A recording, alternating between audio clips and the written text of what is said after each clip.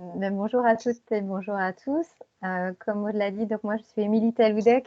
Je travaille à la direction des ressources humaines pour Rennes Métropole, la ville de Rennes et le CCAS de Rennes.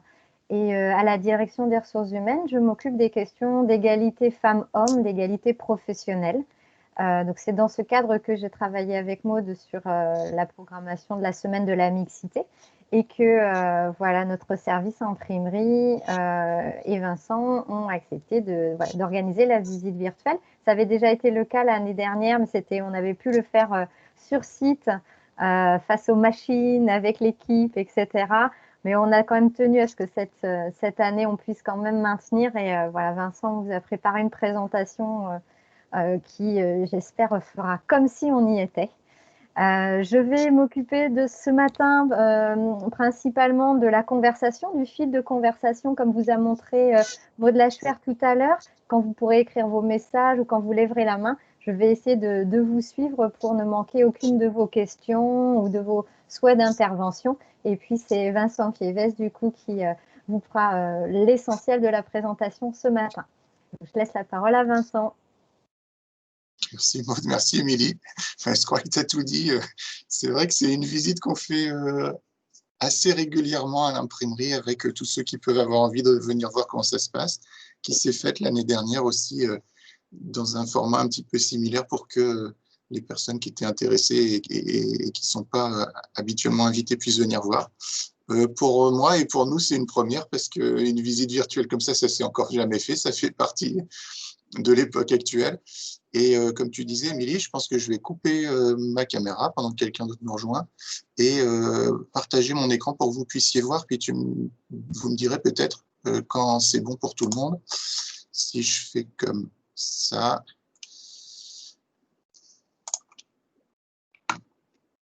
Avec le son, ce sera mieux.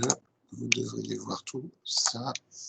Et là, si ça marche bien, vous voyez la première diapo. Et moi, je ne vous vois plus. Voilà. C'est parfait. On voit bon. Alors, de nouveau, bienvenue, effectivement. C'était le premier message. À défaut d'un accueil physique, bienvenue à l'imprimerie, qu'on appelle de Rennes Métropole. Mais tu l'as évoqué rapidement, c'est Rennes Métropole, c'est la ville de Rennes, c'est aussi le CCAS qui ont mis des moyens en commun pour avoir une imprimerie parce qu'il y en a besoin pour ces 3 collectivités territoriales. Avant de vous parler imprimerie, peut-être un petit mot sur les collectivités territoriales. C'est soit les mairies elles-mêmes, soit les départements, soit les régions, soit les agglomérations, soit les métropoles ou des établissements combinés de structures comme celle-là qu'on appelle les collectivités territoriales. Par analogie ou par opposition, je ne sais pas comment il faut dire, mais en tout cas c'est similaire aux administrations de l'État ou à l'administration hospitalière. Les collectivités territoriales, c'est le 3e gros morceau de paquet des fonctionnaires, à côté des agents nationaux, entre guillemets, des ministères et des hôpitaux. Donc nous, on est des fonctionnaires territoriaux. Si c'est un intérêt pour vous, on pourra se parler un petit peu du statut, de ce que ça implique. On travaille pour le public et notre but n'est pas du tout d'être rentable. Et je dis ça à l'échelle de Rennes Métropole, de la ville et du CCAS. C'est pas des entreprises, c'est vraiment de l'organisation pour servir le public avec plein de politiques. Les compétences respectives de la ville, de la métropole et du CCAS sont assez précises, de même qu'on sait ce qu'on attend que fasse la région en termes de transport ou d'emploi, ou de ce que fasse le département en termes d'aide sociale. La ville est chargée, par exemple, de beaucoup, on va le voir mieux sur la slide suivante, je pense. Voilà, on a quelques exemples. La ville va se charger de la culture, de l'opéra, des bibliothèques, des musées, des sports, des écoles. C'est un très gros morceau, les écoles, avec l'accueil le périscolaire, les cantines, etc. La métropole va s'occuper aussi d'autres outils culturels, je pense en disant ça au Champ Libre, à Rennes en particulier, ou à l'écomusée, au transport aussi, au ramassage des déchets, qui est souvent une des grosses compétences pour les agglomérations, pour les villes, les communes qui se regroupent en agglomération. Le CCAS, c'est beaucoup d'aide sociale pour faire tourner les EHPAD, pour faire de l'aide à domicile et d'autres domaines sur lesquels je ne vais pas m'engager parce que ce n'est pas le domaine que je connais le mieux, mais on pourra en reparler aussi avec Émilie ou avec Maud. Donc voilà, les politiques publiques au sens large portées par ces 3 entités-là Et puis, mettre en commun des moyens et des ressources et des outils. Ça veut dire que pour la ville, pour la métropole, pour le CCS, il y a un service de ressources humaines qui est mutualisé parce que ça va mieux comme ça. Il y a aussi le service informatique parce que c'est plus pratique que d'avoir chacun des informaticiens de son côté. C'est plus efficace, c'est mieux. C'est vrai aussi de la direction des finances qui est commune aux 3 administrations. Et c'est vrai aussi d'une direction des moyens généraux dans laquelle il y a l'imprimerie. Tant que tu ne m'interromps pas, Maud, je continue, je me dis que ça va et que personne ne pose de questions, sinon n'hésitez pas du tout. Oui, tout va bien. Très bien, ouais. Donc, dans cet outil mutualisé qui fait partie de toutes ces ressources qui sont mises à la disposition des 3 administrations, on appelle ça une régie, quand c'est une force interne. Je l'ai mentionné un petit peu vite tout à l'heure, la ville va permettre à l'Opéra de s'adresser à nous pour imprimer des programmes, aux bibliothèques de nous demander des cartes postales, des posters, des marque-pages. Le musée des Beaux-Arts nous demande de monter des expositions pour eux, donc c'est des grandes affiches, éventuellement autocollants, des lettrages. La direction des sports va organiser des courses en ville ou autres, ils vont avoir besoin de bâches, ils vont avoir besoin d'autres choses. En disant bâches, je pense toujours à la ville, à la police municipale, qui va organiser les marchés, vous l'avez peut-être vu récemment, au marché des Lys et au marché qui sont dans les différents quartiers de Rennes, et je crois aussi dans quelques autres communes de Rennes Métropole, il y a des bâches qui peuvent éventuellement sortir de la régie d'impression. Les écoles, j'en parle pas parce que tout le monde sait ce que c'est. L'administration, il y en a de moins en moins, mais c'est les documents administratifs. Et finalement, ça a tendance à disparaître. Autrefois, on a vu beaucoup un formulaire blanc, un formulaire rose, un formulaire jaune, un formulaire bleu. Ça, c'est pas le sens de l'histoire. Maintenant, les ordinateurs font ça mieux. Donc, il n'y a plus beaucoup de ces documents-là à produire. Les bâtiments, parce qu'il y a beaucoup de bâtiments qui appartiennent à la ville qu'il faut entretenir. Il y a besoin de plans, il y a besoin de documents pour s'occuper de tout ça techniquement. La voirie, c'est-à-dire les routes au sens large. Les restaurants aussi bien administratifs, c'est-à-dire les cantines de la ville, que les cantines des écoles, et puis les restaurants des EHPAD aussi. Et encore, mais on pourrait citer beaucoup d'autres choses. La ville gère les cimetières, et ça réclame aussi un peu de plans, de livrets de visite, de choses comme ça. Et puis tout à l'heure, j'évoquais quelques responsabilités, quelques compétences de la métropole. C'est les champs libres. Donc là, on visualise bien qu'ils ont besoin de décorer leur façade, de faire des livrets de visite, de faire des documents d'accueil. L'écomusée aussi, dont on a produit quelques pancartes. Les transports. Alors, je ne pense pas aux stars en disant ça parce que la star a sa propre ressource pour faire l'imprimerie. Les ressources humaines de la métropole, on en a parlé, ne serait-ce que nos bulletins de salaire, les déchets, tout ce qui est point d'apport volontaire sur lesquels il y a des autocollants. Pas les camions poubelles eux-mêmes, mais il y a pas mal de documents. Le calendrier de ramassage des poubelles qu'on a peut-être tous sur le frigo, il sort de l'imprimerie de la ville. Et un certain nombre d'événements divers, tout ce qui se passe en ville, souvent le service communication de la métropole fait appel à l'imprimerie. Et puis le CCS pour l'action sociale et l'EHPAD. Je ne vais pas détailler davantage, mais ça fait une grande variété de produits, une grande variété de demandeurs et à peu près 12 000 commandes par an. Vincent, est-ce que je peux juste interrompre pour faire un petit clin d'œil à l'une de nos collègues de la Maison du Livre? Oui. Est-ce que l'imprimerie a déjà travaillé avec la Maison du Livre et si oui, sur quel produit? Oui, Maison du Livre de Becherel, c'est aussi un équipement de la métropole. Et du coup, on travaille assez régulièrement. Je ne sais pas à quel clin d'œil tu penses, mais on a plusieurs collègues qui nous joignent régulièrement pour faire soit de l'événementiel, je pense à la nuit du livre de Becherel, donc grandes affiches, flyers, petites brochures qui vont accompagner les visites pendant ces journées-là, et puis aussi des produits plus fréquents. Et sincèrement, je n'en ai pas le détail peut-être. J'avais fait un petit clin d'œil pour dire, et il y a aussi la Maison du Livre, ne nous oubliez pas. Vous avez bien raison. Et je suis sûr qu'on en oublie encore. La Maison du Livre fait partie des grands équipements culturels de la métropole. Et toutes les politiques et toutes les compétences qui sont nombreuses ne sont pas citées là, il n'y a pas de doute, oui. Mais on bosse effectivement régulièrement pour Becherel aussi, oui. Je crois qu'avec ça, vous visualisez assez quels sont les demandeurs, donc tous internes. On n'a pas vocation à aller s'adresser comme un imprimeur privé sur le marché des associations. J'ai un peu évoqué les produits au passage, mais s'il y en a quelques photos qui rendent ça plus concret. Du côté gauche, c'était à l'Opéra. Je regrette de ne pas avoir mis de photo de Becherel, il faut qu'on rajoute ça dans notre book. À gauche, on a une photo de l'Opéra. C'était un grand panneau assez long, comme on le voit sur l'image, qui a été mis dans l'entrée de l'Opéra pour évoquer la charte graphique et les affiches. Au milieu, des bâches qui ont été mises en ville, on reconnaît la place de la mairie de Rennes, donc des bâches placées sur des barrières à l'occasion de la Journée mondiale de la santé il y a quelques semaines. À droite, c'est le musée des Beaux-Arts, une exposition créatrice qui a eu lieu l'année dernière. Un exemple de lettrage et de montage d'expo avec des produits sortis, je vais dire d'ici, même si ici c'est un peu virtuel aujourd'hui. Ce qu'on a là comme image, c'est très parlant en général. C'est des produits dits de grand format. C'est des petites séries. On en fait quelques exemplaires ou quelques dizaines d'exemplaires à tout casser, voire même un seul. Une expo comme celle qui est à droite ou à gauche, c'est un seul. Mais on va voir aussi en découvrant les ateliers que du tirage de plans, c'est aussi de la petite série, mais c'est pas le même genre de produit. Des livrets, il nous est arrivé d'en faire jusqu'à 50 ou 60 000. Je pense à la Coupe du Monde de foot féminine l'année dernière. Des brochures, des flyers, des affiches, des programmes, ça va de 1 à 120 000 courriers et toutes les valeurs sont possibles entre les deux. On a vraiment toutes les tailles de demande. On va pouvoir aussi éventuellement les mettre sous pli, c'est-à-dire qu'on remplit des enveloppes mécaniquement sans avoir à les plier les produits, les mettre à l'intérieur et puis coller l'enveloppe soi-même à la main. Et puis, on peut, pour alimenter tout ça, enfin, au début de la chaîne, pour commencer, on peut faire de la création graphique, c'est-à-dire qu'on part d'une feuille blanche et qu'on a des collègues illustrateurs, des collègues infographistes qui savent parfaitement faire des maquettes, voire même éventuellement des illustrations. Ce n'est pas notre mission première, mais on peut partir d'un document dans lequel il n'y a rien du tout. Plus couramment, on nous envoie des photos, des textes et on fait l'assemblage. Voilà un petit survol des produits. Si j'ai oublié personne sur ce slide. Alors, ça s'organise comment tout ça? C'est-à-dire quand une commande arrive, comment on s'y prend?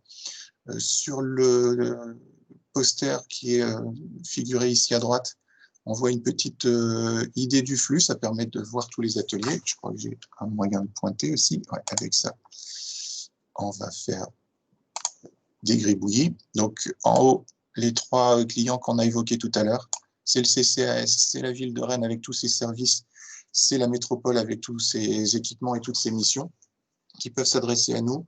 Il va y avoir 12 000 demandes par an, on a besoin d'un outil informatique pour faire ça. C'est le carré orange qui est figuré ici à 2 reprises. On a mis un gros carré ici pour montrer que la plupart de nos commandes consistent à faire de la reprographie, pour simplifier, on va dire, de la photocopie améliorée ou du tirage de plans. Donc, ce gros carré-là nous permet de montrer que les clients vont pouvoir remplir en ligne informatiquement leur demande d'impression, leur demande de tirage de plan, et puis les pointillés montrent que ça va aller directement en prod, entre guillemets, sans intervention humaine.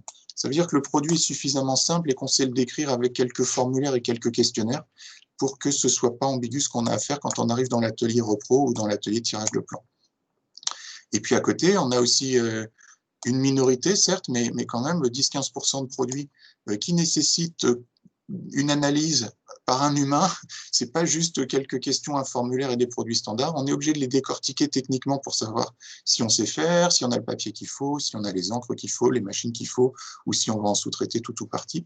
Et à ce moment-là, ça passe au bureau de fabrication, où on a un collègue qui va faire cette analyse-là et remplir un dossier papier. C'est ça qui est ici dessiné en vert. C'est un bête document qui dit dans l'atelier de repro, voilà ce qu'il y aura à faire sur ce produit. Dans l'atelier grand format, si le produit passe, voilà ce qu'il y aura à faire pour faire du tirage de plan ou des produits dont on va parler tout à l'heure. Si c'est des très grandes quantités, on va passer par l'atelier offset. Qu'est-ce que l'atelier offset doit faire sur cette commande? Vous voyez ici sur l'image plutôt des brochures ou des bouquins, en général en grande quantité. S'il y a lieu, la PAO, c'est les infographistes dont je parlais, qui vont pouvoir créer la maquette. Et le petit pointillé qui est là figure que c'est beaucoup plus efficace, une fois qu'on sait qu'on a une maquette à faire, de faire discuter l'infographe avec le client. Ça va beaucoup plus vite s'ils font les allers-retours en direct, sans passer par le bureau de fabrication qui servirait que de facteur, entre guillemets. Et à la fin, quand le modèle est validé, quand on est d'accord sur ce qu'il y a à faire, le bon à tirer revient au bureau de fab et le produit peut poursuivre son chemin dans les différents ateliers. Et assez souvent, quand on a fini la repro, l'impression sur les traceurs ou l'impression en offset, on va dans l'atelier de façonnage où on va faire du pli, de l'agrafage, du collage, remplir les enveloppes s'il y a lieu et conditionner, expédier. Vincent? Oui, s'il te plaît, vas-y. Excuse-moi, je me permets de te couper. On a une question, alors peut-être anticipée. Oui. Mais quels sont les métiers que l'on retrouve à chaque étape que tu viens de présenter sur le schéma? Alors, je vous propose de zoomer parce qu'effectivement, c'est les slides suivants. Ce schéma permettait de voir un petit peu la logique, les différentes étapes et puis d'identifier quels étaient les grands ateliers. On va faire passer le produit dans un atelier ou un autre et on va y retrouver différents métiers, principalement en fonction de la quantité qui est demandée et du format. Et puis, pour répondre à la question, il y a les diapos suivantes qui vont nous permettre d'aller zoomer sur chacun de ces métiers et puis de ces endroits et puis de ces machines. Ça vous va comme ça? Je pense que c'est parfait. Merci à toi. Parfait, oui. Ok. Alors, le premier, c'est la fabrication. On a une photo de Zouave qui rigole. Je suis celui de gauche et à droite, c'est David, qui est le responsable de fabrication. Alors, pour se situer, je vais changer de couleur peut-être. Je crois que c'est au-dessus. Ah bah, on va faire avec ça. Le métier du bureau de fab, c'est là. C'est le décortiqueur, c'est le chef d'orchestre, c'est le coordinateur. Donc, c'est lui qu'on voit sur la photo à droite. Là, on s'est bien amusé en faisant la prise de vue, mais ce qu'on avait envie d'expliquer sur le métier, c'est on a pris un document, on le regarde et puis on se dit, bon alors, quelle taille il a? Est-ce qu'on a les outils nécessaires? Est-ce qu'on a les matériaux dont on a besoin? Est-ce que le calendrier est raisonnable? Est-ce qu'on sait faire ou est-ce qu'on va faire dehors? Et donc, le travail de David qui est sur la droite, c'est cette garde de triage. C'est énormément d'informations. Donc, son métier, c'est il a l'habitude d'en parler en disant c'est transformer les projets des clients en produits qu'on sait faire. C'est-à-dire à partir de tiens, voilà, mon besoin, ce serait ça, j'aimerais Maison du Livre faire un poster, est-ce que je peux le faire avec une encre métallique ou avec un truc fluo? Oui ou non? Tiens, moi, je suis une bibliothèque, j'aimerais avoir des marque-pages pour demain, est-ce que j'ai le bon papier? Est-ce que pour demain, c'est pas trop court? Et qu'est-ce que je vais demander faire à qui? Donc, il récupère les infos de tout le monde, il les transforme en données techniques et il les redistribue dans les ateliers. Donc, pour visualiser le métier, c'est vraiment ça. Tout à la fin, il y a une fiche qui est proposée. Si vous voulez plus de détails sur le métier de chef de fab, on pourra y revenir sur la dernière diapo. Est-ce que ça vous va comme explication du métier de la fab ou est-ce que vous voulez plus de détails? Vous pouvez utiliser la petite main pour qu'on puisse, voilà, vous pouvez ouvrir votre micro, vous pouvez aussi écrire dans le fil de conversation. Toutes vos questions seront redites à Vincent. C'est comme vous voulez, mais n'hésitez pas à prendre la parole ce matin.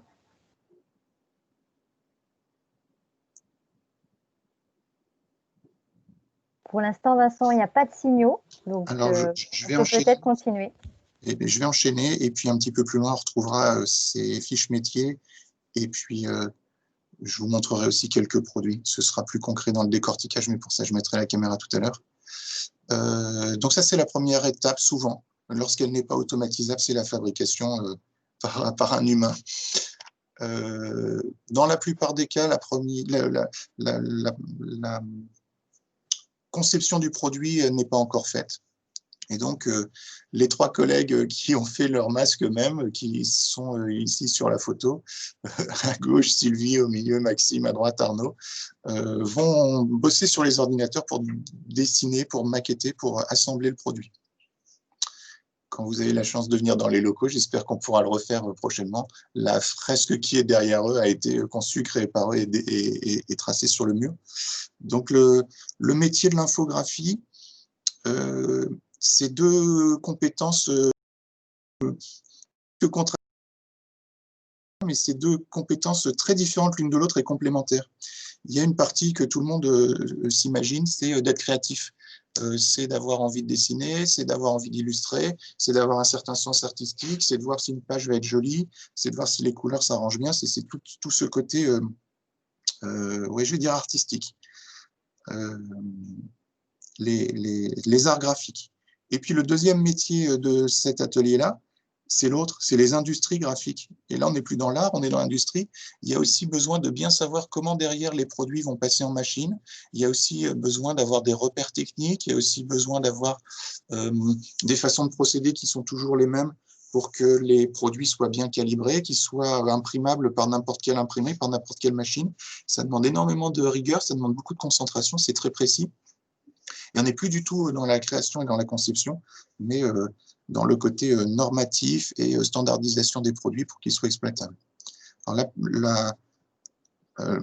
la majorité des tickets de fabrication, je l'évoquais tout à l'heure, ici à gauche, ne passent pas par la PAO, parce que ça, c'est j'ai déjà mon fichier, je voudrais un tirage.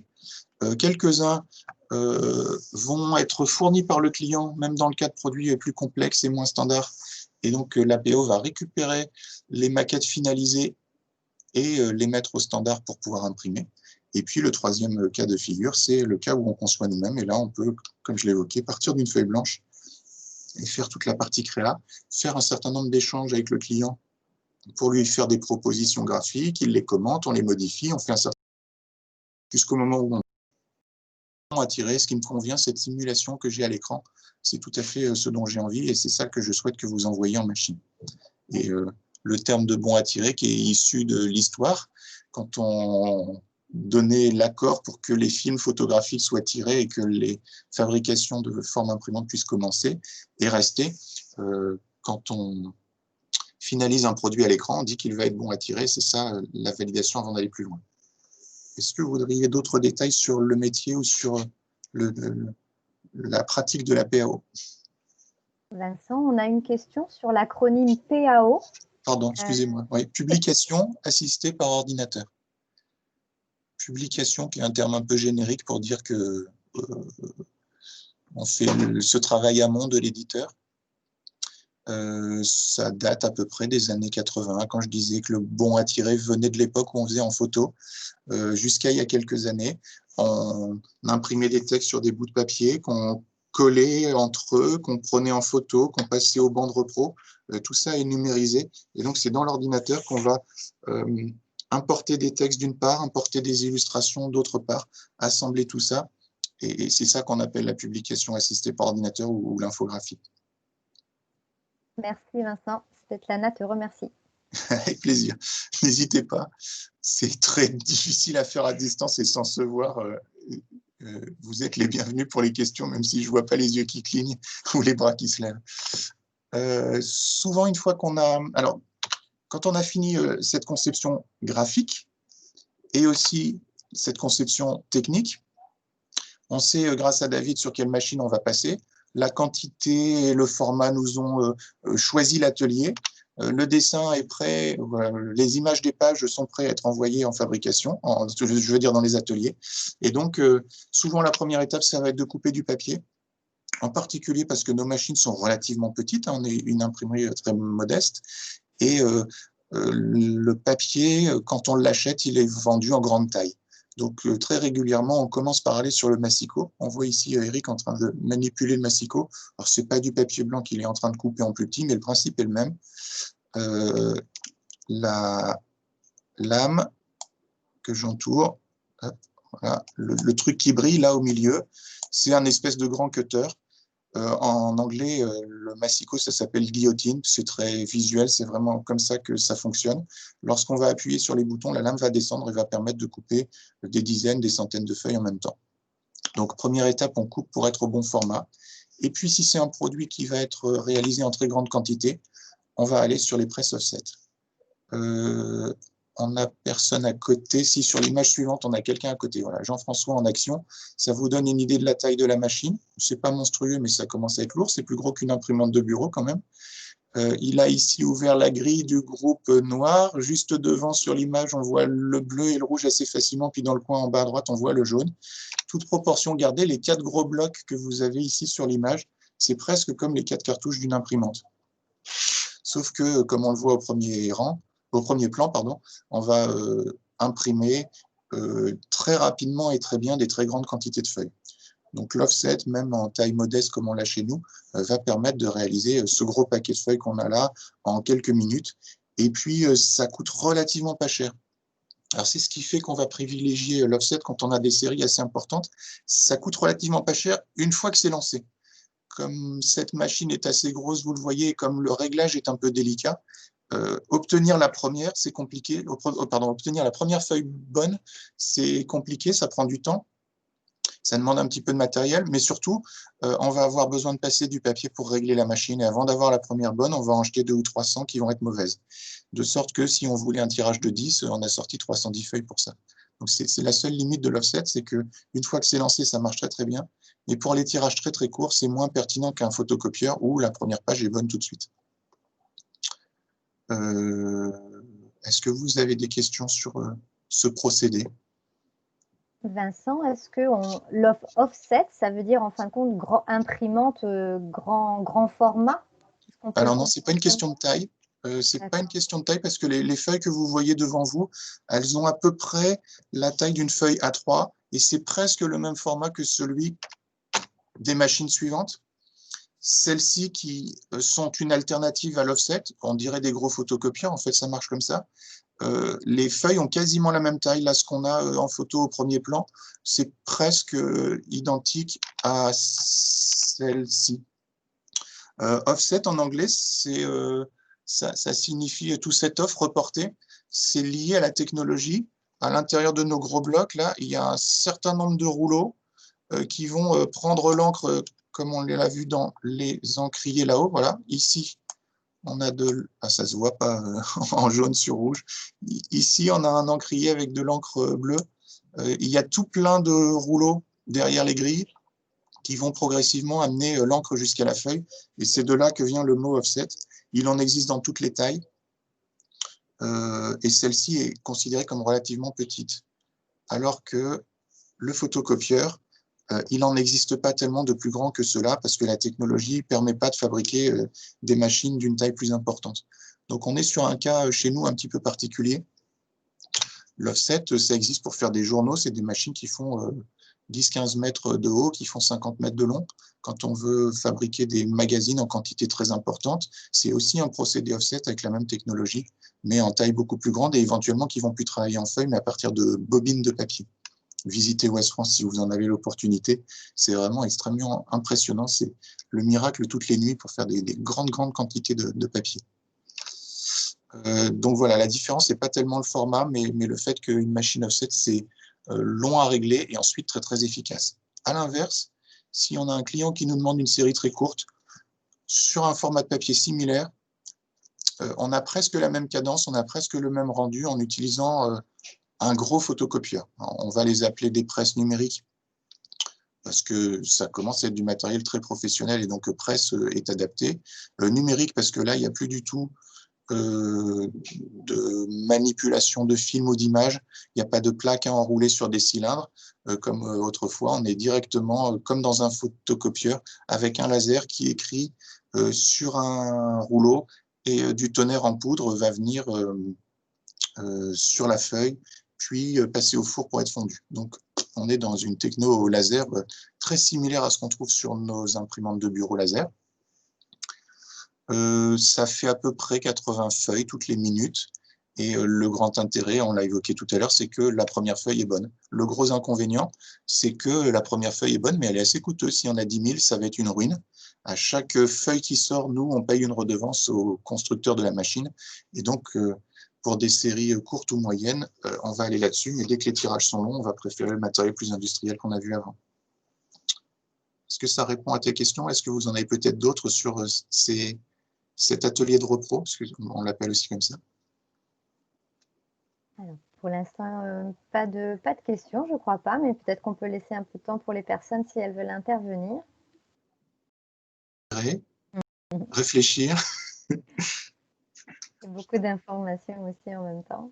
Ah oui, déjà qu'en vrai, c'est un gros lavage de cerveau, mais sur un écran, c'est pas facile.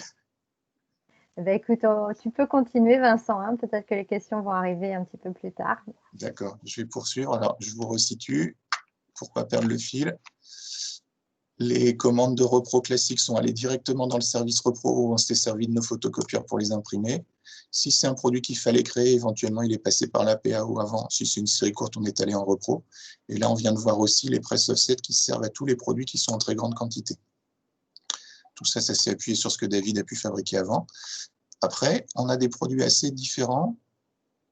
Je reviendrai sur l'assemblage après. On a des produits assez différents si on fait des très grands posters. Ici, c'est du tirage de plans. Alors, très souvent, c'est des séries très courtes. Là, on voit, si je me trompe pas, un réseau ou un trottoir, ou ça pourrait être des espaces verts, ça pourrait être des bâtiments communaux. Donc, c'est vraiment du bureau d'études de l'ingénierie qui vont avoir besoin de plans. On en fait quelques milliers de mètres carrés tous les ans. Que dire là-dessus? Le traceur est très avantageux, il va vite, donc il a des bonnes cadences, il a une bonne qualité pour faire ce type de produit, mais aussi éventuellement on peut carrément sortir des photos en grand format. La machine fait 1 mètre de large et on peut sortir de la qualité photo sur du papier photo, et on a déjà fait des expositions. Dans le hall de la mairie de Rennes, si je ne dis pas de bêtises, il y avait des portraits qui étaient en très grande taille. C'est pour dire que cette machine-là peut faire du très beau, mais elle peut aussi avancer vite pour faire du plan comme on le voit ici. La seule limite de cette technologie, c'est que ce sont des encres à base d'eau. Et du coup, si jamais il pleut sur le produit, ou bien s'il va au soleil, les encres vont se détériorer. Elles ne sont pas très solides, elles ne sont pas très résistantes. Donc c'est adapté à un certain nombre d'usages, mais on ne pourrait pas, par exemple, la machine faire une... on a une autre machine de la même gamme, c'est-à-dire également adaptée au grand format et aux petites séries. C'est celui-ci. Il a l'air très similaire, il est seulement un tout petit peu plus large. Il a aussi 4 cartouches, il marche quasiment de la même façon. La seule différence, c'est que à l'intérieur des cartouches, ce ne sont pas des encres à base d'eau, mais des encres à base de solvant. Donc là, c'est vraiment plus pareil que l'imprimante que j'ai à la maison. Et le gros avantage, c'est que ces encres vont résister aux UV, donc peuvent aller au soleil, et vont résister à l'eau, donc peuvent aller à la pluie. Et puis aussi, elles sont compatibles avec plein de produits. C'est ce que vous voyez derrière le long du mur. Il y a tout un tas de références d'autocollants, de bâches, de kakémono, c'est-à-dire les dérouleurs qui se permettent de faire des stands. On l'a vu tout à l'heure sur l'image. Je pense à celui-ci. Voilà, ça c'est un dérouleur qu'on va mettre sur une exposition. En bas, il y a une toile qui est enroulée. On met ça sous son bras et puis on déroule ça une fois qu'on veut s'en servir. Il existe aussi du papier peint, il existe aussi du tissu. Donc, on peut utiliser cette imprimante pour faire énormément de produits qui vont dedans ou qui vont dehors. Toute la signalétique et l'événementiel. On n'est pas capable, nous, d'imprimer directement sur une planche en bois ou sur du verre ou sur du métal, mais par contre, on va pouvoir faire un autocollant qu'on va ensuite recoller sur un support rigide. C'est l'intérêt de cette table-là avec un rouleau rouge qui vient appuyer. Si vous avez déjà posé du papier peint à la maison ou si vous avez vu appuyer sur le mur et chasser les bulles d'air, c'est le principe de cette machine. On va coller une planche en bois, en métal, en verre ou ce qu'on veut. On va coller l'autocollant par-dessus et en faisant passer le rouleau par-dessus les deux, en écrasant le sandwich, on chasse les bulles d'air. On appelle ça maroufler, je crois, quand on pose du papier peint, pour avoir un produit fini semi-rigide. Donc ça, c'est énormément utilisé, par exemple, pour afficher dans les villes dans les rues, pardon, que les réseaux de chaleur sont installés ces jours-ci, pour faire des expos. Je pense de nouveau à Becherel, mais aussi au Musée des Beaux-Arts ou au Champ Libre ou d'autres. C'est utilisé par la voirie quand une rue est fermée pour faire des travaux. C'est utilisé pour les bâches des barrières, on a vu tout à l'heure sur les marchés. Donc énormément de demandes, mais à chaque fois, un produit ou 2 ou 3, la plupart du temps assez grand. Ici, sous la table, on voit des documents qui vont aller dans les jardins. Il n'y en a pas 2 pareils, des affiches comme ça. Dans tous les jardins, ce sont des panneaux différents. Donc, petite série de grande taille.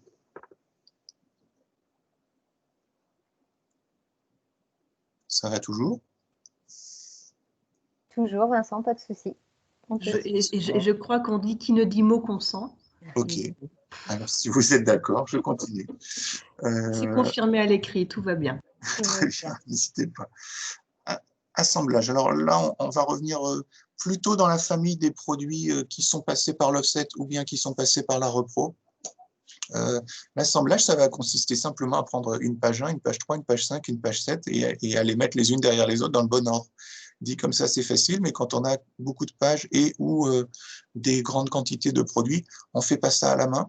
Et donc, on a une assembleuse dont on voit un morceau ici.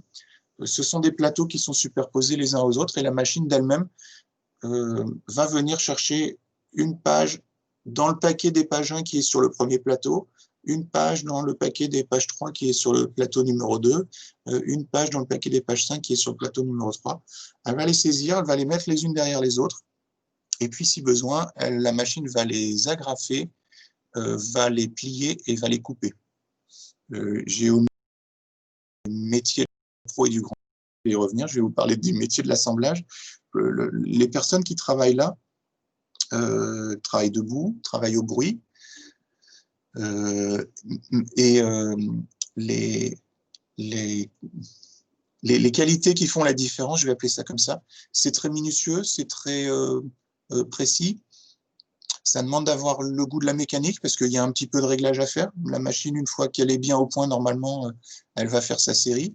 Mais le papier, c'est un matériau vivant qui va continuer à travailler, à respirer. Donc, en fonction de la météo, éventuellement, on va avoir un petit peu de plissage ou on va avoir des feuilles qui se déforment. On peut avoir des feuilles qui collent entre elles aussi. Donc, le savoir-faire, c'est de savoir aérer la pile pour que les feuilles ne restent pas bloquées les unes avec les autres, ne restent pas collées ensemble. C'est de savoir régler la machine et puis de surveiller ce qui sort, d'être minutieux ou minutieuse pour voir que la qualité est bonne et qu'on peut le livrer au client. En numérique, dont je parlais tout à l'heure, que ce soit en grand format, et de parler énormément de réactivité d'abord. Quand je disais 12 000 commandes par an, ça fait de l'ordre de 60 par jour, qui vont de quelques exemplaires à quelques centaines ou milliers d'exemplaires. Ça demande d'aller très vite, ça demande éventuellement de faire tourner plusieurs machines en même temps. Je suis ici sur le photocopieur, mais en même temps, j'ai aussi un plan à imprimer, et aussi, pourquoi pas, il y a peut-être une bâche à faire le même jour. Et c'est beaucoup de jonglage, beaucoup d'informations, beaucoup de réactivité. Et puis, bah, évidemment, puisque c'est du numérique, c'est le goût de manipuler les ordinateurs. C'est le goût de savoir s'en servir et de... Alors, les régler, c'est pas du réglage mécanique de la même façon, mais le paramétrer, optimiser le papier qu'on va prendre. Et là encore, c'est du papier qui respire, qui vit, et il faut le manipuler. Et puis le contact du client, parce que beaucoup de nos demandeurs viennent sur place et là, il faut savoir les accueillir en vrai ou au téléphone, les aider, les conseiller, parce qu'ils ne savent pas forcément ce que c'est qu'un A4, un A3, un A5, ce que c'est qu'un papier comme ci, comme ça, ce qu'il faut quand on a envie de pouvoir réécrire sur la feuille. Et donc, il y a beaucoup d'accompagnement pour choisir la bonne couverture, le bon assemblage, etc. Voilà pour les métiers du numérique. C'est vrai aussi des bâches et des grands formats, ça se comporte aussi comme des images de plan ou les produits de signalétique. C'est aussi de la réactivité, c'est aussi du service et de la manipulation informatique. Vincent, on nous demande, alors peut-être sur le métier de l'assemblage, mais peut-être sur les autres métiers, est-ce qu'il y a aussi ça demande aussi de la patience et est-ce que le rythme de travail est soutenu? Alors, on a de la chance de ce point de vue-là. Ça demande de la patience, mais pas tant que ça, parce qu'on travaille sur des séries relativement courtes. Je dis qu'on a de la chance en pensant à des grosses imprimeries qui feraient le même produit pendant des jours ou des semaines, hein, ça existe. Donc, on a une grande variété. Vous avez vu tout à l'heure qu'il y avait beaucoup de produits différents, des séries relativement courtes, des clients extrêmement variés. Et du coup, notre patience n'est pas mise à rude épreuve parce qu'on change de produit. Aller au pire tous les 3 jours, mais plus vraisemblablement 2 à 3 fois par jour. Et il y avait une deuxième partie dans la question, excuse-moi, j'ai oublié. Patience, c'est quoi? Et est-ce que le rythme de travail est soutenu? Alors, le rythme de travail, du coup, est aussi, non pas morcelé, mais interrompu. Il y a la vitesse de la machine, mais on n'est pas à la chaîne. Je pense à Citroën en disant ça. Quand les voitures qui sont à l'assemblage avancent sur le convoyeur tous les 20 secondes, on est absolument obligé de suivre la mécanique. Là, on est beaucoup plus autonome. Donc, le rythme est soutenu en ce sens qu'il y a un truc qu'il faut sortir pour ce soir et c'est pas pour demain. Et si on nous a dit qu'il fallait communiquer ce week-end dans la bibliothèque, lundi, ils n'ont plus besoin des documents. Ou s'ils les payent, non, mauvais exemple, les payes des salariés peuvent mettre un peu de temps à arriver.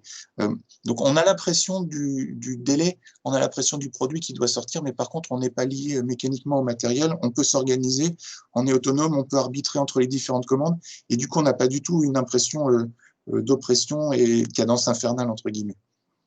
Donc, c'est un travail normalement soutenu. Hein. On est une imprimerie qui tourne, il y a 17 personnes. Donc, assurément, on a besoin de respecter des délais et d'être professionnel, mais on n'est pas amené à faire des heures sup, à travailler la nuit, à venir le week-end ou à regarder la pendule pour savoir si on va finir les 500 dans la demi-heure. Ça on n'a pas ça. Merci Vincent. Svetlana dit d'accord et pas de travail à la chaîne, c'est donc plus agréable.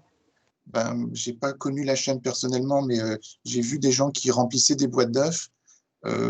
Il fallait absolument qu'il n'y en ait pas un qui soit abîmé et la machine les fait sortir et la boîte doit être remplie dans quelques secondes et 4 secondes après, il est trop tard. Chez Citroën, de même, je suis sûr pour l'avoir vu que si on ne suit pas le rythme, on arrête tout et que c'est une pression importante et que tout est chronométré, qu'on sait précisément quand aura lieu la pause cet après-midi et combien de secondes elle va durer. On n'est pas du tout dans ce modèle-là, mais pour autant, je ne veux pas dire qu'on n'a pas un délai, mais on n'est pas lié à la mécanique de la chaîne, il n'y a pas de doute. C'est une chaîne graphique avec une logique entre les ateliers, c'est des produits qui vont de l'un à l'autre, et donc on doit anticiper le travail des collègues et faire en sorte que ça se passe bien pour le suivant. On a des gens qui attendent à la porte et donc il faut qu'ils soient servis, mais c'est pas comme la chaîne, il n'y a pas de doute. C'est vrai de l'assemblage qu'on a ici en photo, et je crois que je n'ai pas fait de photo de la plieuse. C'est la même mécanique, c'est le même métier en quelque sorte. La plieuse va prendre des feuilles et puis les plier avec des plis plus ou moins complexes. Ça réclame aussi d'avoir le goût du réglage. C'est aussi un travail où on va aérer et travailler un matériau vivant et bouger et vivre avec le papier. C'est aussi bruyant et c'est aussi un endroit où on piétine, mais c'est aussi un bout de la chaîne graphique très magique. Hein. On a un bout de papier entré et puis on a un produit sans sang. Tous les jours, on se dit, enfin, on ne le voit plus, mais on est quand même sensible à cette magie-là. On aurait envie de dire quelque chose, et puis on a, quelques heures après, un truc dans les mains qui est joli et qui permet de porter un message. C'est vraiment une magie renouvelée quasi quotidienne. Voilà pour l'assemblage et au sens large, l'atelier de finition. Je vais parler de l'agrafage, du collage et de la perfo avant de revenir sur la mise sous pli, parce qu'on est exactement dans la même logique. Lorsqu'il arrive encore qu'on ait des carnets à agrafer, comme on voit ici Julien qui faisait à l'époque, c'est du papier qu'il faut manipuler, c'est une machine qu'il faut régler, c'est pas spécialement bruyant, c'est ni répétitif parce que c'est pas des séries monstrueuses, ni lié à la mécanique de la machine, mais on voit quand même que derrière lui, il y a une bonne pile sur la table et il va peut-être faire ça pendant quelques heures malgré tout. Le collage, c'est pas la même technologie, mais ça fonctionne de la même façon. Et la perforation, c'est une des étapes de finition qui est possible. Parfois, il y a beaucoup de feuilles à trouer pour les assembler dans un classeur. Ça nous arrive aussi. Dans le même périmètre, si je puis dire, dans des métiers similaires, pour nous, c'est le même atelier. On voit ici Anne-Charlotte qui fait la mise sous pli. La machine Néopost permet de prendre plusieurs documents et de les mettre dans une enveloppe. En fait, ce bloc-là est un alimenteur d'enveloppes. Donc, on a posé tout plein d'enveloppes prêtes à être utilisées. Et ici, on ne le voit pas très bien sur le fond, mais on a un premier plateau qui permet de charger des documents. En dessous, un deuxième. Ici, plus bas, un troisième. Et derrière Anne-Charlotte, si jamais on a un document de format spécial, il y a comme un quatrième margeur. Et donc, on peut aller chercher des feuilles dans ces 4 piles-là. Et la machine, à cet endroit-là, va remplir l'enveloppe. Et ici, va la fermer. Et à la sortie, on a des documents issus des différents margeurs à l'intérieur des enveloppes qui sont prêtes à être expédiées, déposées à la poste. Il n'y a pas de timbre dessus, c'est une opération plus tard qui ne se fait pas à l'imprimerie, mais les enveloppes sont prêtes à être fournies pour stamping en anglais, pour mettre le timbre. Je ne sais plus quel est l'affranchissement, pardon. Donc cet atelier de mise sous pli fait partie pour nous des opérations de façonnage. C'est le même savoir-faire, une technologie un petit peu différente, mais c'est les mêmes compétences et les mêmes envies et les mêmes qualités. Est-ce que ça va pour tout le monde? Est-ce que vous voulez d'autres détails? Vincent, on a une question de Florence qui te demande quid des aspects écologiques? Est-ce que vous privilégiez les encres papier support à faible impact environnemental? Oui, alors il y a le choix du papier, il y a le choix des filières aussi, oui, on travaille beaucoup là-dessus. C'est vrai qu'on n'en parle pas suffisamment. On n'achète pas à 100% systématiquement toujours du papier 100% recyclé, mais par contre, quand il n'est pas 100% recyclé, il vient de forêts gérées et de papier labellisé avec donc des précautions. Hein. Les filières d'appro de papier sont assez bien maîtrisées de ce point de vue-là. Ça, c'est ce dont on peut parler en premier parce que comme on consomme hors de grandeur aux alentours de 150 tonnes de papier par an, c'est le premier impact. On a des encres végétales depuis des années, ça fait très très longtemps et on a anticipé les standards en offset, puisque c'est en offset que ça peut se faire. On a ça de longue date. On va aussi être attentif aux filières de sortie. C'est-à-dire qu'une fois qu'on a fini de se servir de nos plaques, qui sont principalement à base d'aluminium, on va les amener dans une filière spécialisée. Nos effluents d'encre, c'est pareil, nos chiffons souillés avec du solvant sont repris par des spécialistes qui savent ou comment les retraiter, ou comment les nettoyer, ou comment les éliminer le mieux possible. Maintenant, il ne faut pas s'en raconter. Hein. Toute activité, de toute façon, a un impact et on ne peut que travailler à le limiter, mais le seul produit qui ne pollue pas, c'est de ne pas imprimer. En matière d'énergie, on n'a pas énormément de levier. On n'a pas des machines très énergivores. On a besoin d'un minimum de chauffage et de lumière. Donc ça, ce n'est pas un point sur lequel on peut agir énormément. Les collectivités, bien au-delà de l'imprimerie, tu pourrais en parler aussi bien que moi, Émilie, sont très sensibles au sujet et vont développer, lorsqu'on peut, le covoiturage, les transports en commun, le vélo. Et c'est vrai qu'on voit sur le site sur lequel on se trouve qu'il y a le moins possible, en tout cas de moins en moins de places de parking pour les voitures. Il y a un truc qui n'est pas sympa pour l'environnement, c'est tout ce qui est bâche et autocollant. Le meilleur moyen d'éviter ces produits pétrochimiques, c'est de ne pas en produire. Donc, on le fait au minimum que dans les cas où c'est nécessaire. Il n'en demeure pas moins que ce n'est pas des produits aussi vertueux qu'on aimerait. Donc, on cherche des fournisseurs à l'entrée. Ça commence à arriver des produits sans PVC, des produits sans produits chimiques à l'intérieur. Mais c'est un travail de longue haleine pour arriver à trouver des supports utilisables qui sont un peu plus sympas. Et c'est vrai aussi à la sortie. Par exemple, quand on fait des bâches et qu'elles servent à faire des affichages en ville, on commence à identifier des filières qui peuvent les redécouper, en faire des sacs, leur donner une nouvelle vie avant de les envoyer au recyclage, de prolonger la durée de vie du produit en le réutilisant avant d'envisager de le détruire. On travaille énormément en ce moment pour tenter d'obtenir la labellisation Imprime Vert de notre imprimerie. Ce n'est pas très fréquent pour des administrations, c'est assez répandu en France, il y a à peu près une imprimerie sur 2 qui a ce label-là et ça vise à confirmer qu'on n'utilise pas de produits toxiques, qu'on est attentif à nos consommations d'énergie lorsqu'on le peut. Alors curieusement, le label Imprime Vert est très peu sensible à la qualité du papier qu'on achète. Donc, nous, on le fait par ailleurs, mais ça, ce n'est pas éligible à cette labellisation. Et puis, ils sont aussi très regardants sur tout ce qu'on fait de nos effluents. Toute l'eau qui sort, tous les chiffons qui sortent, tous les résidus qui sortent doivent être confiés à des spécialistes et retraités proprement. Très clairement, ça s'inscrit dans une politique qui va bien au-delà de l'imprimerie. Rennes Métropole est en charge de la politique des déchets à l'échelle de tout le territoire. Et donc, on est concerné ni plus ni moins que n'importe quelle industrie du coin sur laquelle on va avoir des influences politiques, si je puis dire, et aussi nous, les particuliers, quand on est à la maison, le développement des filières de tri, le recyclage, le compostage, etc.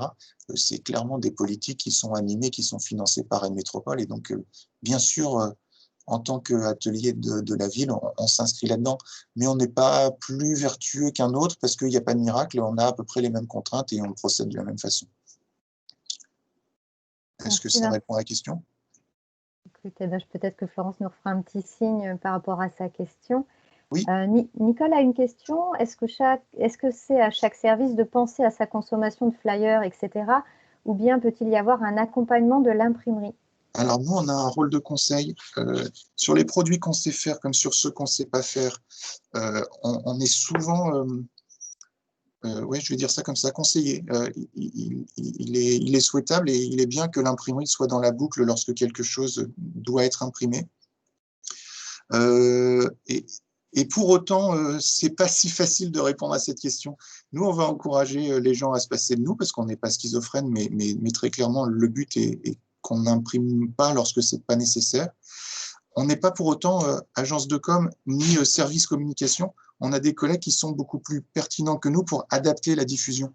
Savoir si après-demain, dans la bibliothèque, il va falloir 200 ou 300 ou 500 flyers ou programmes de saison, moi, je ne sais pas le dire a priori. Par contre, on se construit une expérience commune. On sait très bien si on fabrique et qu'il en reste. On sait très bien s'il y en a trop. On va conseiller nos souvent. On va ajuster le tir au fil de l'eau avec eux. Et sans ambiguïté, on essaye de ne pas sortir un produit dont on n'a pas besoin. Là où nous, on est aussi capable de conseiller, c'est de dire telle référence ou tel papier ou tel média ou tel support sera peut-être plus adapté, sera peut-être plus vertueux et aussi peut-être plus efficace. Hein. Il y a un message à porter. Tout ne peut pas être dématérialisé, tout ne peut pas être numérisé. Et donc, on s'interroge nous-mêmes et on interroge nos demandeurs. Mais on n'a pas non plus toutes les données pour leur imposer ou pour être catégorique sur la quantité qu'il faut sortir, par exemple. Ça on ne le sait pas nous-mêmes. Merci Vincent. Concernant ta réponse sur la démarche environnementale, Florence nous dit que tout était parfaitement clair et te remercie. Ok, merci. Et pareil de Nicole, merci beaucoup pour ce retour. Pas de souci. Sincèrement, je ne sais plus où j'en suis du diapo, alors je vais regarder si je n'ai pas oublié de vous montrer certaines images. Je crois qu'en remontant, on était passé dans tous les ateliers. Ouais. Je ne crois pas avoir d'autres photos de cela. On a vu un peu ça, on a vu un peu ça. On s'est parlé un petit peu de grand format, aussi bien le tirage de plan que l'éco-solvant, c'est comme ça que ça s'appelle, avec la possibilité de faire des produits semi-rigides sur du contre-collé. Ah oui, ça, je vous le ferai. Je ne peux pas avoir des photos de tous les trucs bizarres. J'ai juste un truc bizarre ici. Pour l'anecdote, c'est vraiment pas ce qu'on va faire tous les jours, mais ça montre que dans le devoir de conseil et dans le besoin d'être consulté et de voir ce qu'on peut faire pour des demandes des fois un peu bizarres, ça, c'est une encre qui brille sous la lampe UV. C'est la lampe qu'il y a dans les boîtes de nuit. C'est la même encre qu'il y a sur les chèques déjeuner et ça empêche les gens de faire des photocopies. Donc ça a été une demande un peu particulière. On nous a dit, on voudrait faire un bulletin de vote, il faut que ça puisse être copieuse. Est-ce que vous pouvez faire?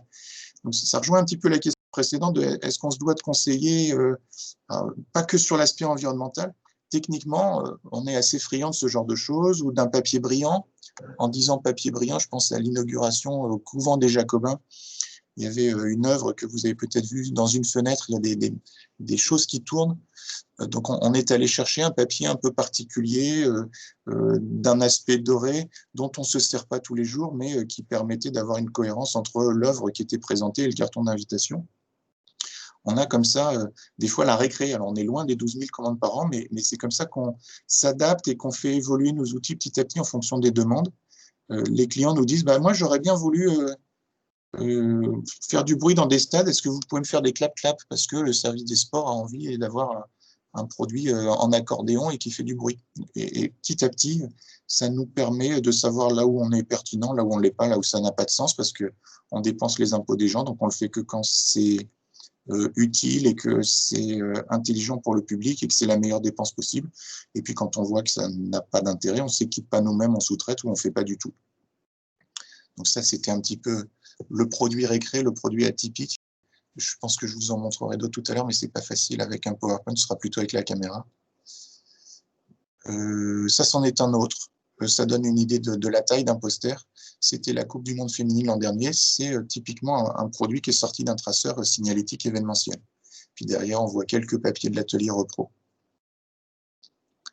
Voilà un petit peu pour le survol de l'ensemble des ateliers sur ce flux, sur nos métiers, sur notre expérience. Est-ce que vous voulez que je vous dise autre chose? Je laisse les personnes éventuellement intervenir, Vincent. Hop. Alors, il y a une question de Maude. Oui. Oui, merci. On a parlé des métiers en fonction des différents postes. Oui. Je souhaitais savoir les niveaux de formation. Est-ce que certains métiers exigent des certains niveaux plus ou moins hauts en qualification? Est-ce que un bac pro suffit? Est-ce qu'il faut un BTS? Est-ce que voilà, parce qu'on est quand même sur des machines plutôt techniques. Oui. Et voilà, je me posais la question du niveau de qualification pour les métiers de l'imprimerie. D'accord. Bon. Merci, c'est une bonne question. Alors, oui et non. Comment dire ça?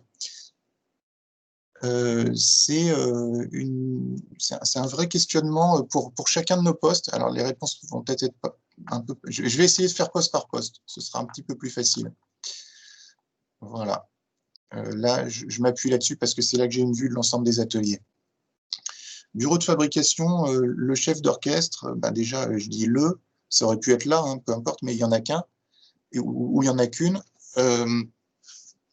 C'est assez facilement un bac pro, voire un BTS, ou alors un bac pro bien expérimenté.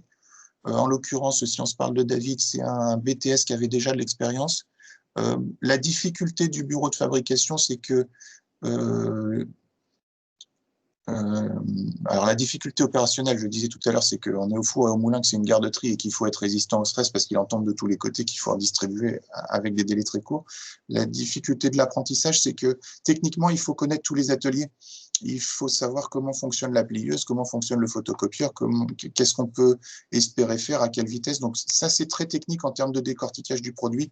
Là, il y a un vrai savoir-faire d'expérience et c'est à peu près bac ou bac plus 2, oui. J'aime pas trop être aussi catégorique parce que ça peut être enfermant, mais indéniablement, là, il y a quelque chose. En PAO, il y a déjà la sensibilité. Alors, méfiance, en PAO, comme je le disais, il y a deux savoir-faire. Il y a le savoir-faire technique pur et dur.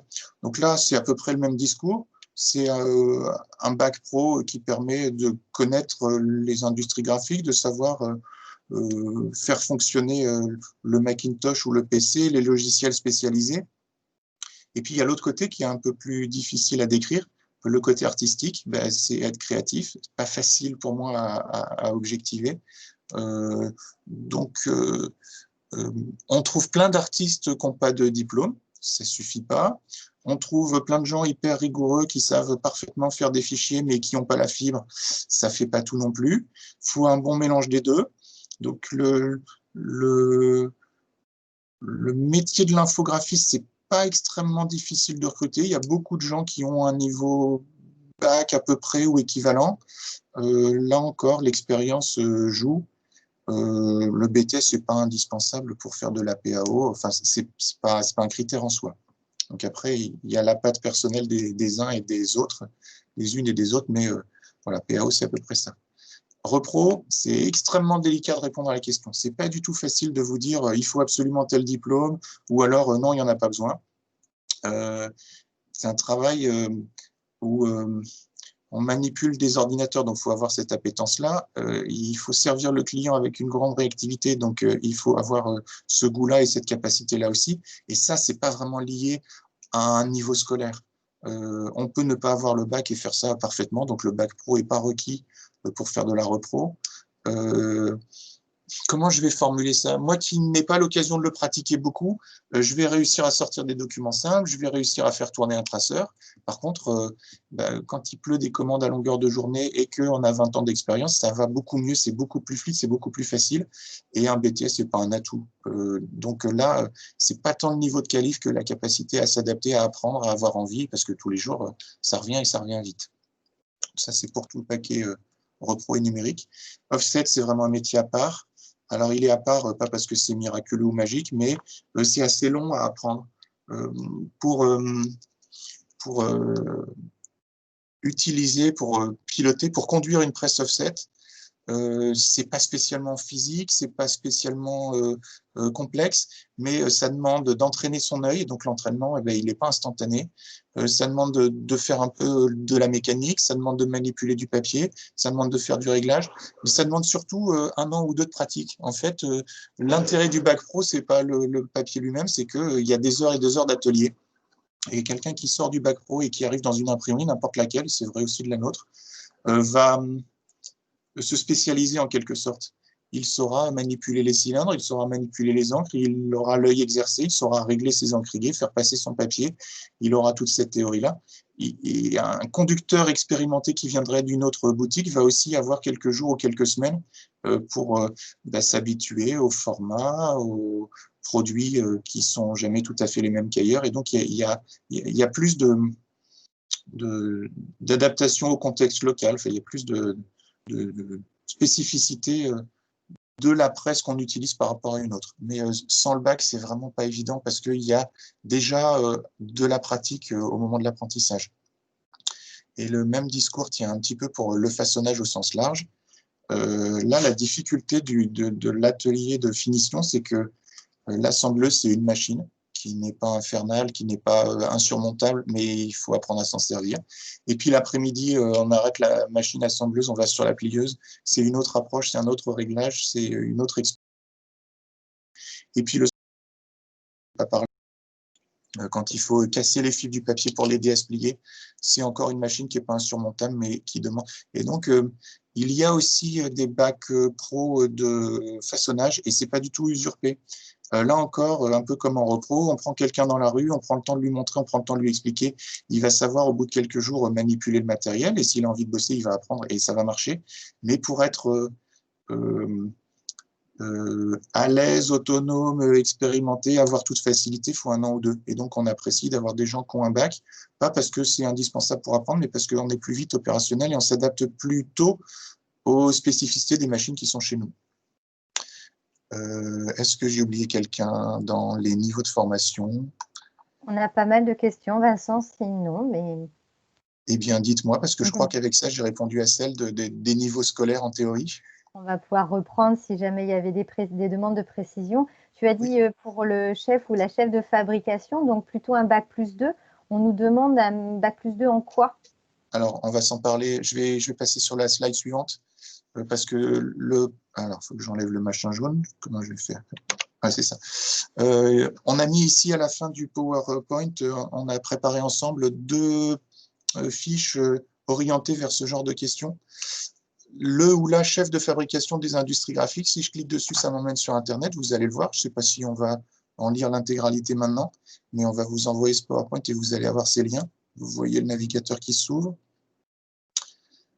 Le ou la chef de fab, ça mouline un peu. Est-ce que ça se partage correctement? Est-ce que vous le voyez bien?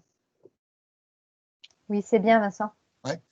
Voilà, ça redit ce qu'est ce chef ou cette chef d'orchestre, le descriptif du métier, les études pour y arriver. Là, ils mettent au moins bac plus 2, ou c'est un bac bien expérimenté. Les salaires, les évolutions de carrière. Ce lien est plutôt bien fait et parmi les documents qu'on a recherchés pour décrire le poste, celui-là est pas mal. Vous avez la même chose sur le même site pour un chef d'atelier des industries graphiques. Je ne sais pas si on va le détailler maintenant. Vous allez me dire si vous voulez qu'on aille zoomer sur chacune de ces fiches. On a trouvé aussi sur le site Carrière publique ouvrier qualifié de l'imprimerie, c'est un petit peu plus généraliste. On va y retrouver les conducteurs et les pilotes de machines.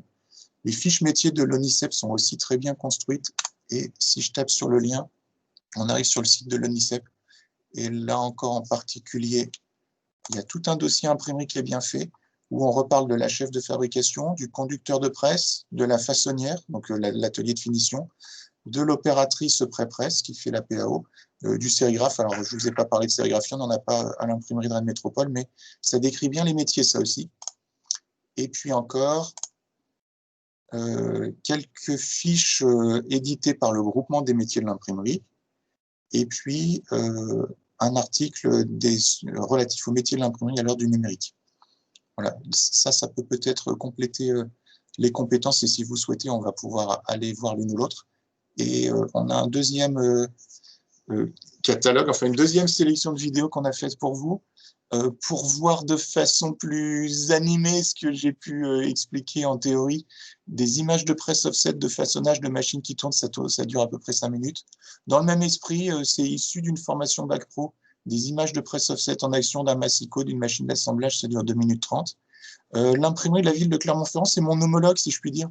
C'est un gars qui doit pas être loin de la retraite, qui s'occupe de l'imprimerie de Clermont-Ferrand depuis une vingtaine d'années et qui explique un peu comment ça s'inscrit dans l'administration et pourquoi la ville a choisi d'avoir sa propre imprimerie et puis son boulot.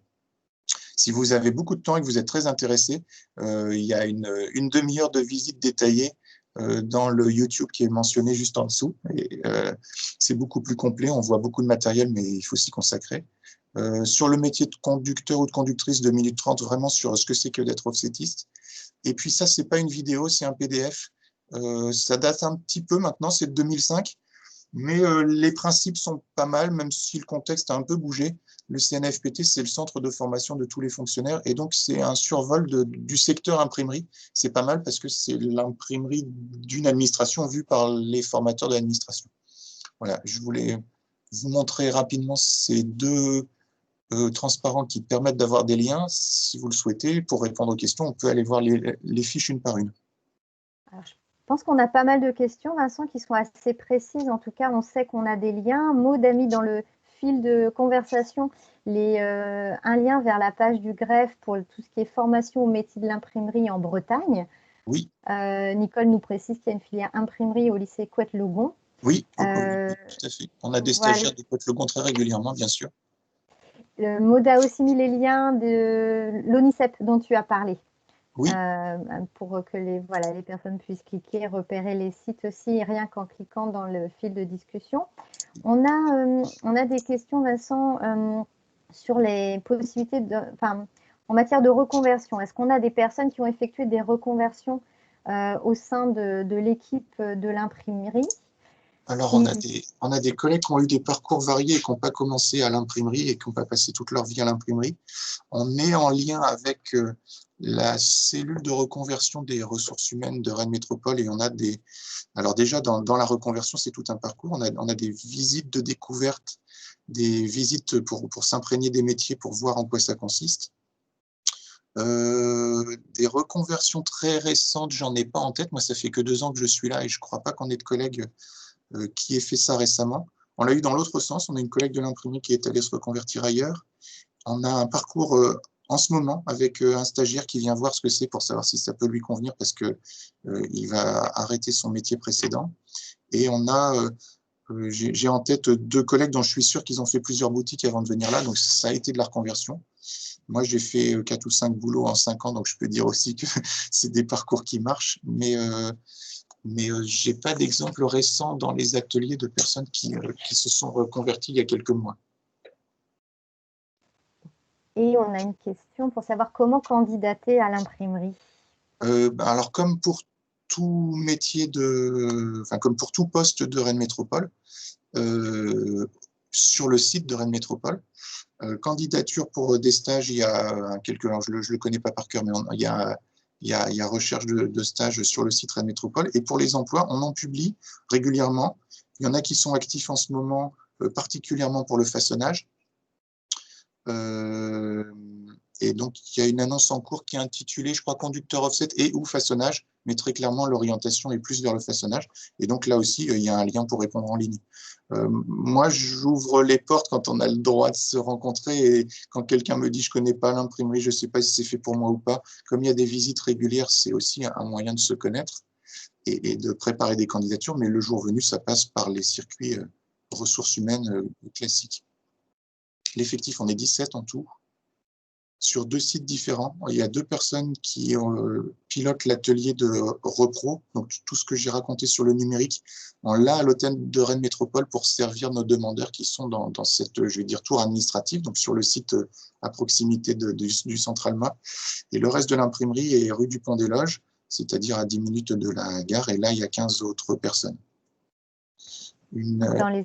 Pardon, Vincent. Vas-y, je suis en train de, je vous vois maintenant et je vois le fil de la conversation. T'inquiète pas, je vais reprendre les questions pour toi, Tu pour vas te me redire. faciliter la tâche. Justement, dans ton équipe, quel est le ratio homme-femme? Insuffisant pour les femmes. On a deux personnes en numérique avec 2 ateliers différents. On n'a plus notre fabricante dont je parlais tout à l'heure et une infographiste. Donc là encore, on peut faire atelier par atelier. 3 sur 15, il y a un poids historique qui traduit quelque chose de l'histoire de la boutique. Je vais compléter ma réponse en disant autre chose. Je ne vois pas de raison à cela. Je veux dire par là que un ou une infographiste, ça s'est bossé de la même façon, un ou une chef de fab, ça marche, un ou une personne au façonnage. On n'est pas dans une imprimerie où il y a énormément de poids, donc la question du physique, et encore, hein, comment je vais dire, ça n'est pas un critère absolu, mais souvent on entend comme un a priori, ouais, mais si c'est trop lourd, les femmes ne peuvent pas faire. Bon, faut le prouver, ça dépend lesquels et ça dépend des gars aussi. Mais nous, on n'est pas exposé non plus à cette question-là parce que les formats de papier qu'on manipule et les quantités qu'on manipule rendent pas ça très exigeant, ni pour un homme ni pour une femme. C'est vrai aussi d'un conducteur ou d'une conductrice offset, j'en ai connu plein et ça marche. Et puis on a la preuve en numérique qu'il y en a 2 qui s'en sortent de la même façon que leurs homologues masculins. Donc, on a un déséquilibre qui ne se justifie pas par les postes. Merci Vincent. Je vais revenir sur la question des formations. Il y a 2 questions. Est-ce qu'il y a des formations en interne au métier de l'imprimerie, même quand l'on vient de métiers différents? Et une question peut-être plus externe ou plus large. Quelle est la valeur d'une licence pro graphisme design éditorial pour accéder à ces métiers? Ouais, d'accord. Alors, formation interne, ben, on a les mêmes contraintes et limites que les autres. On est beaucoup plus efficace à contribuer à des formations qui sont faites par des lycées. Hein. Typiquement, tout à l'heure, on disait, lorsque ça s'y prête, un bac, on est plus pertinent et plus à notre place lorsque des élèves passent un bac et ont besoin de stage à les accueillir en seconde, en première, en terminale, en BTS. Sur un parcours long de ce type-là, nous, on n'est pas très compétent pour accueillir quelqu'un et lui faire une formation pendant 1 an ou 2 ans ou 3 ans. Pour la première fois, on a une apprentie en alternance, mais c'est un parcours relativement court d'1 an en signalétique. C'est la seule limite. Par contre, dès lors que c'est un parcours plus court, qui n'est pas aussi spécialisé, qui n'est pas aussi approfondi, on arrive à se former nous-mêmes au fil de l'eau. On a d'ailleurs des métiers nouveaux. Ce que je vous ai montré sur les traceurs il y a 2 ans, on ne l'avait pas. C'est quelque chose pour qui personne dans l'équipe n'est allé à l'école et on apprend sur le tas. La valeur d'une licence pro graphisme design, Oui. Joker, forcément c'est favorable. Oui, bien sûr, je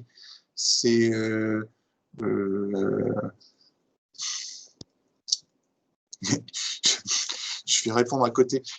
Quelle est la valeur d'une licence pro graphisme et design pour accéder à ces métiers? Ça dépend précisément de quel métier on parle, ça dépend précisément de quelle personne on parle. Oui, c'est toujours un plus d'avoir un bac plus 3 et c'est une forme de spécialisation technique et ça donne des savoir-faire. Maintenant, ça ne fait pas tout. Comme je vieillis un peu, je peux dire des trucs de vieux con, mais il faut déjà avoir envie de travailler, il faut déjà avoir envie de se passionner pour ce métier-là.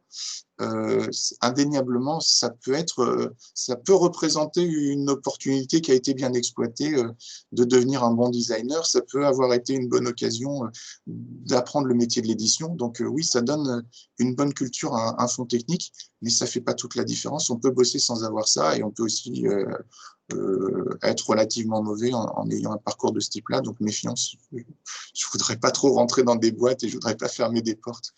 Un petit peu comme pour le bac pro et le BTS, rien n'est indispensable, mais oui, c'est une bonne filière, il n'y a pas de doute.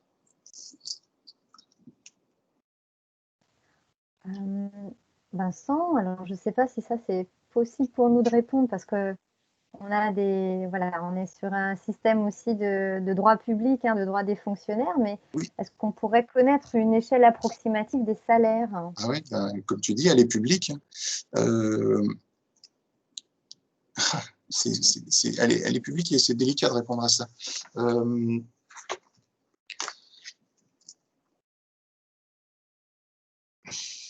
Dans nos entreprises à nous, oui, c'est la fonction publique, c'est la territoriale, donc c'est toute la lourdeur du statut, c'est des grades, c'est des statuts, c'est des filières, c'est des trucs très codifiés, mais à la fin, le résultat, c'est qu'on est un petit peu au-dessus du SMIC et qu'on évolue pas avec une grande facilité, parce que le statut, tu peux en parler mieux que moi, est plutôt construit pour de la mobilité.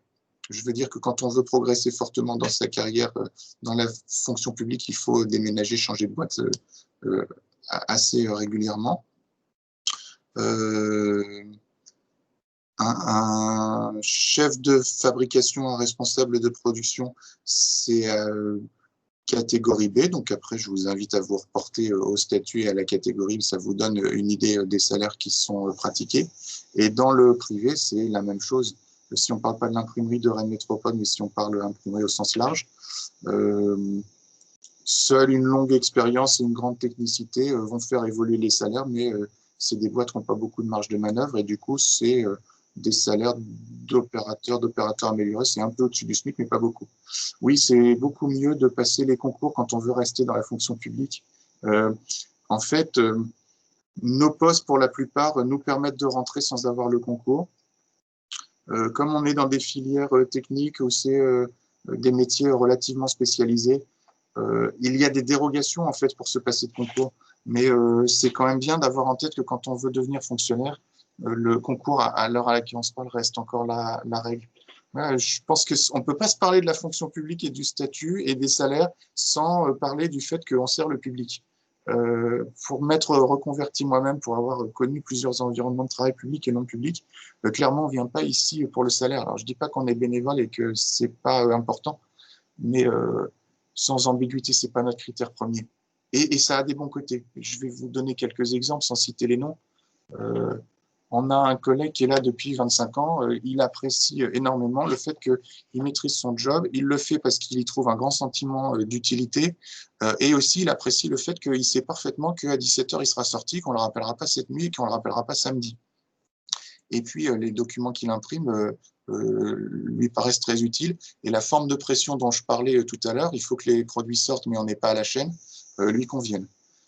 Son voisin dans le même atelier a des contraintes avec ses enfants, a trouvé une entreprise où il ne trouvait pas du tout son compte et où il ne pouvait pas exploiter son métier, son savoir-faire.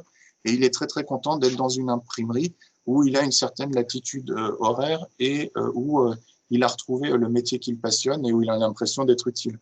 Moi, j'ai vu personnellement un certain nombre de boîtes où j'avais plus du tout envie de travailler. C'est pas pour le salaire que je suis venu à Rennes Métropole. Et cette imprimerie-là a tout d'une imprimerie où il y a plein de métiers variés, où on fait notre métier qui est passionnant, où il y a la magie de la chaîne graphique, en sachant qu'on est fonctionnaire et que évoluer, c'est pas aussi simple. Par les temps qui courent, je vais pas parler de la garantie de l'emploi parce que c'est malvenu, mais il y a aussi des gens qui se disent, je fais le calcul que rentrer dans la fonction publique et être fonctionnaire territorial, c'est utile et ça fait que c'est un métier qui n'est pas menacé et que j'ai envie de faire dans la durée et donc je m'y implique avec une autre vision que est-ce que ça va payer un peu davantage l'année prochaine. Et je réfléchis aux autres collègues, je pense que les 2-3 exemples que j'ai cités sont assez représentatifs. Il y a l'impression de faire quelque chose qui sert vraiment, de bien utiliser nos impôts et d'être dans notre métier qui nous passionne. Peut-être rajouter le point de vue du regard des RH un petit peu sur tout ça. J'ai mis un lien vers les offres d'emploi qui sont publiées sur le site de Rennes Métropole et de la ville de Rennes. Ce lien est donc sur le fil de conversation. Vous pourrez cliquer dessus pour accéder au site, mais vous pouvez aussi le trouver à partir d'un moteur de recherche. C'est vrai qu'il faut savoir que comme nous sommes des collectivités territoriales, des collectivités publiques où on trouve principalement des fonctionnaires territoriaux, nos offres d'emploi, nos métiers sont ouverts principalement à des fonctionnaires ou à des gens qui ont le concours pour devenir fonctionnaire. Donc ça, il faut le savoir. Vincent a quand même dit que certains de nos postes pouvaient être accessibles sans concours. C'est notamment vrai pour les postes qu'on appelle de catégorie C. Hein, il y a un classement qui vaut ce qu'il vaut, mais des métiers ou des niveaux de métiers A, B, C. C'est vrai que pour les métiers de catégorie C, il y a des dérogations et on peut y accéder sans concours. Il est aussi possible, nos collectivités recrutent aussi en contrat. C'est-à-dire qu'il n'est pas nécessaire d'avoir le concours, on peut être sous contrat de droit public. Et ça, on le fait quand on n'a pas, alors c'est la loi qui nous y oblige, hein, quand on n'a pas trouvé de personnes fonctionnaires ou de personnes titulaires d'un concours. Mais il y a des recrutements par contrat dans les collectivités publiques qui peuvent quand même se faire. Ce que je vais faire sur le fil de discussion, mais je vais suivre principalement vos questions, mais je vais quand même le faire avant la fin, c'est mettre un lien vers ce qu'on appelle le centre de gestion d'Ille-et-Vilaine. Le centre de gestion, c'est vraiment un organisme, centre de gestion de la fonction publique territoriale, c'est un organisme qui s'occupe de l'emploi public des collectivités sur le département et vous allez pouvoir y trouver des informations un petit peu sur comment ça fonctionne dans la fonction publique territoriale, les métiers et surtout les concours que vous pourrez regarder pour accéder à tel ou tel type de métier. Donc les concours ne donnent pas accès à un métier en particulier, par exemple les métiers typiquement que nous a décrit Vincent, mais à une catégorie de métiers sous un grade. Voilà, il y a un grade qui nous donne accès à plusieurs métiers et c'est des grades de catégorie C, catégorie B ou catégorie A. Voilà, pour ceux qui peut-être sont moins à l'aise avec la notion de concours, mais je vous mets le lien vers le centre de gestion de la fonction publique d'Ille-et-Vilaine dans le fil de discussion. Tu as vu, Émilie, une autre question technique pour toi. Si on est en disponibilité, est-ce qu'on peut quand même postuler? Ça, c'est pour la spécialiste. Je me lance pas dans l'aventure. Si vous êtes en disponibilité, vous avez toujours votre statut de fonctionnaire. Donc, bien sûr, vous pouvez toujours candidater. Il n'y a pas besoin d'un retour en activité chez votre employeur pour candidater sur une offre. Et si vous êtes retenu sur cette offre de poste alors que vous êtes en disponibilité, eh bien, vous demanderez à votre employeur d'origine de vous faire un arrêté de fin de disponibilité pour un retour, pour que vous puissiez être recruté chez le nouvel employeur ou normalement chez le nouvel employeur si vous candidatez ailleurs. Alors, je reste sur les questions techniques. Les personnes reconnues travailleurs handicapés sont-elles obligées de passer ces concours? Non, Cindy. Quand elles ne sont pas déjà fonctionnaires, lorsque c'est la première fois qu'elles passent les concours, enfin, lorsqu'elles ne sont pas fonctionnaires, on va dire, les personnes qui sont reconnues travailleurs et travailleuses en situation de handicap peuvent candidater sur les postes de toute la fonction publique, hein, nous, nos postes de collectivité territoriale, mais aussi à l'État. Si vous êtes retenu, vous aurez un contrat d'1 an et ensuite vous serez, si tout se passe bien, vous pourrez être nommé fonctionnaire sans avoir le concours. C'est une des spécificités. Par contre, ce n'est pas possible quand on est déjà fonctionnaire. Hein, c'est quand on ne l'est pas. Ok. Voilà pour les questions techniques. N'hésitez pas à me demander au besoin, je peux répondre. Hein.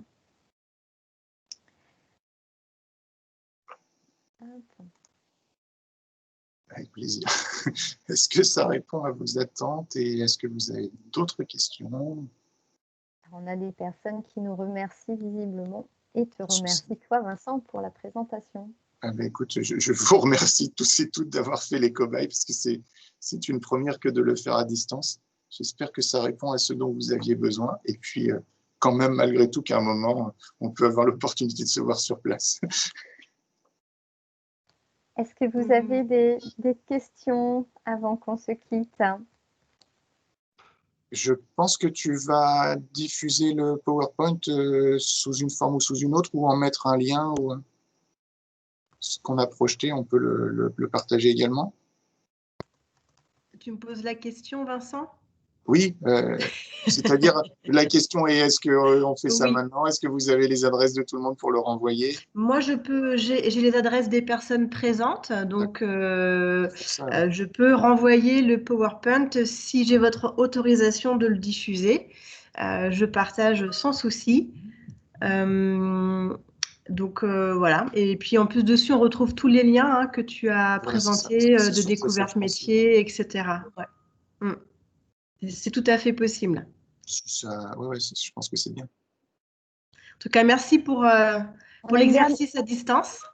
On a une dernière petite question. Comment on fait pour participer à une visite en présentiel quand elles seront possibles? Le plus pragmatique, le plus efficace, on repasse un coup de fil. Si vous avez, je l'ai vu passer, mais si vous avez moyen de recontacter Émilie ou Maud, feront le lien. Et puis, dès qu'on a le droit d'ouvrir les portes, on trouvera un créneau. Oui, on fera une petite visite collective sur place. Oui. Il y a plein de merci. Non, mais il n'y a pas de quoi. Bon courage. Bonne journée. N'hésitez pas. Merci Vincent pour la présentation. Merci Émilie d'avoir du coup assuré sur les questions et le lien dans le fil de conversation. Merci aux participantes parce que vous n'étiez que des femmes. Donc voilà, on avait 14 participantes. Merci à vous. Et puis voilà, on pourra repartager le PowerPoint et repartager cette vidéo pour les personnes qui souhaitent retrouver de l'info. Voilà. Merci à vous. Merci Maud pour nous avoir donné cette occasion pendant la semaine de la mixité. Et puis bonne semaine de la mixité à tous ceux et celles qui continuent. Et puis à très bientôt chez nous peut-être au cours d'une prochaine visite. Bonne suite, au revoir. Merci, au revoir. Merci, au revoir.